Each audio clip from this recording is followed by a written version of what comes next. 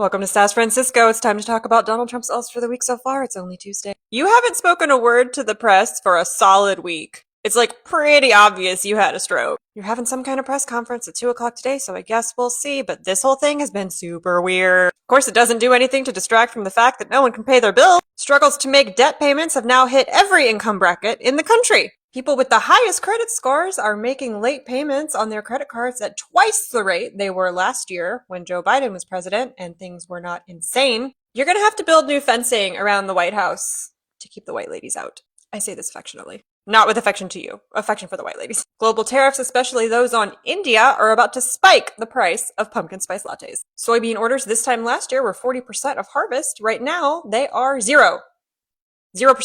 Nothing. And CEOs are leaving American companies at the highest rate literally ever recorded because of the tariffs. Distrust in the American dream, or the idea that if you work hard enough, you will get ahead, is at its highest also ever recorded since 1987. That's when they started asking that question. And confidence in the economy amongst the middle class has completely cratered since June.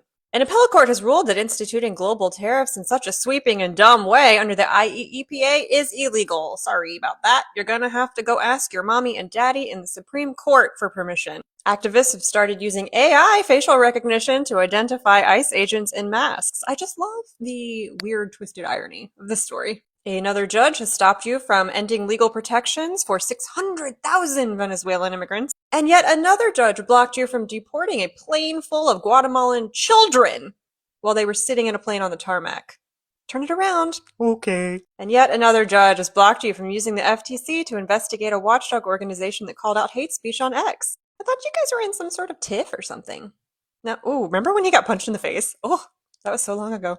And yet another judge has told you that you really can't be using expedited removal across the interior of the country like you have been doing, so you're gonna have to stop doing that. States in the American Northeast are just ignoring you and RFK Jr., and they're gonna make their own vaccine recommendations. Get bent! And no matter how hard you simp for your oil donors, they're just not going to be able to stop electric vehicle sales. Wisconsin Supreme Court Justice Rebecca Bradley, who no one likes and everyone hates, is not going to run for re-election. Guess she can go eat worms. Tech companies continue to quietly flee Texas and go back to California. This one is Visa. They're taking their giant conference right on back to San Francisco. Members of your party continue to be uber-sensitive snowflake cultural Marxists who can't stand any hint of criticism and have to literally flee cities to get away from it.